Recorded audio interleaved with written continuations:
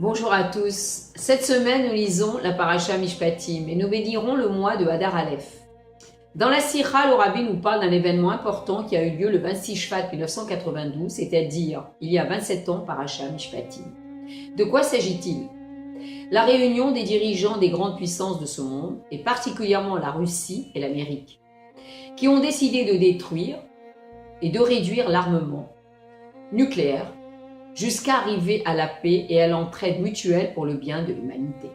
L'enseignement que nous pouvons tirer, nous dit le Rabbi, en ce qui nous concerne, c'est d'amener Mashiach dans le monde. Et comme il est écrit dans le prophète Ishayahu, donc Isaïe, chapitre 2, pasuk 4, « De leurs glaives, ils forgeront des socs de charrues. » Et tout cela vient de l'action du roi Mashiach. Et comme le dit le prophète, Mashiach sera l'arbitre entre les nations. Il n'y aura plus de guerre entre un peuple et un autre, etc., etc. Et nous voyons, nous dit le Rabbi, que la prophétie d'Isaïe commence à se réaliser. Nous voyons dans cet événement le début de l'action du roi Mashiach. Cela s'est passé en Amérique, à New York, là où se trouve le Bet Rabbeinu Shebe Babel, c'est-à-dire le 770, qui est également appelé Bet Hayenu, la maison de notre vie. Une maison de Torah, de Tfila et de bonnes actions. Cet endroit a été choisi par le précédent Rabbi, le Rabbi Yosef Yitzhak. Et tout cela a eu lieu après la chute de la Russie communiste, qui, comme on le sait, a fait la guerre contre Akadosh Baruch Hu, et qui, aujourd'hui, aide les institutions juives et permet à chacun de vivre comme il le désire. Cette réunion a eu lieu à New York, à l'ONU, dans l'organisation qui est appelée l'Organisation des Nations Unies, dans la ville où se trouve le chef de la génération. Ceci est le résultat de la propagation du judaïsme et de la chassidoute par le chef de la génération qui est également Mashiach de la génération.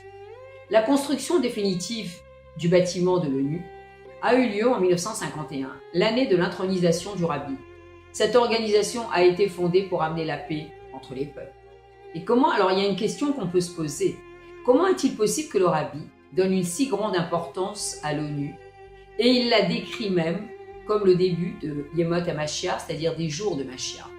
En fait, à nos yeux, cette organisation n'est pas pour Israël. Et la majorité de ses décisions sont même contre.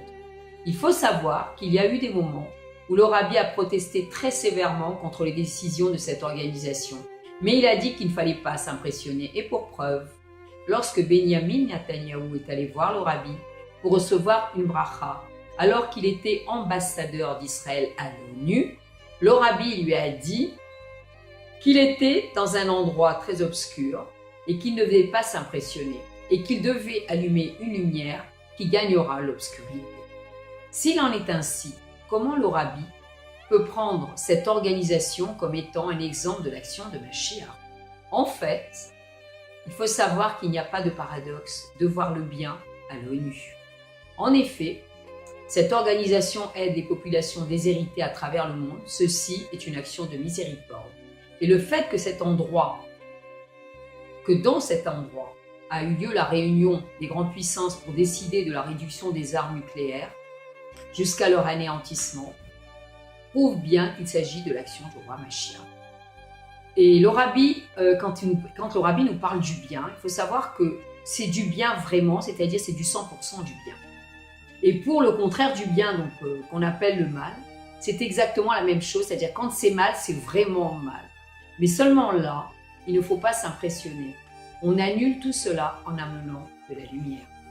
Le Rabbi nous apprend à regarder le monde d'une façon géolatique. Le bien dans le monde vient directement de l'action du roi Mashiach. Et d'où nous vient cette vision? Comment passer de la vision humaine, où les émotions sont mêlées, à la vision toranique? La paracha nous donne la réponse. Toutes les lois ont été données au Sinaï. Premier Rashi, Parasha Mishpatim. Notre regard sur le monde et sur nous-mêmes doit changer.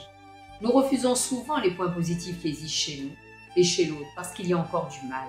Le bien existe chez chacun de nous, c'est notre âme divine. Nous devons nous connecter avec cette plénitude qui existe en nous et la développer. Et cela se fait par l'étude de la Torah dévoilée et de la Chassidoute particulièrement, en étudiant ce qui concerne Géoula et Mashiach. Le monde, en fait, est la projection de notre intériorité. Et si nous voyons que du mal, c'est que nous n'avons pas conscience du bien qui existe en nous. La véritable raison pour laquelle ces derniers temps, les nations veulent terminer avec les guerres et amener la paix n'est pas uniquement une action qui vient de l'intellect. Ceci a toujours existé dans les générations précédentes. mais parce que nous nous approchons du moment où la Torah qui nous a été donnée au mont Sinaï nous dit qu'ils transformeront leur glaive en sol de charbon.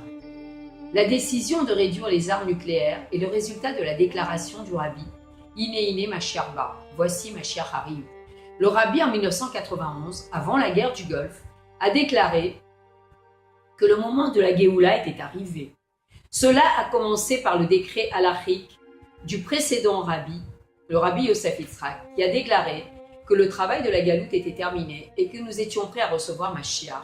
Il y a eu également un décret rabbinique, halachique, des rabbinim en Israël en 1991 où il est dit que le moment de la Géoula est arrivé. Le roi Mashiach est un descendant de la maison de David. Il est en potentialité Mashiach jusqu'au dévoilement final. C'est un décret halachique qui en fait nous a été donné, donc qui nous vient donc du mont Sinaï, puisque toutes les lois ont été données au mont Sinaï. Et ce décret justement a pénétré le monde et a influencé les chefs des grandes puissances qui ont décidé de réduire et même de détruire l'armement nucléaire. Cette décision fait force de loi dans la Torah. Sachez que la prophétie d'Isaïe, ils transformeront leur glaive en soc de charrue, est gravée au-dessus de la porte de l'ONU. Dans quelques jours, nous serons au mois de Hadar Aleph. Le mazal du peuple juif est en bonne santé. Et cette année, nous avons 2 mois de Hadar. Nous avons 60 jours de joie, alors profitons-en. Shabbat Shalom dans la joie de la Géoula, Yehi Adonai Morenu Verabenu Melech HaMashiach Leolam Vaed.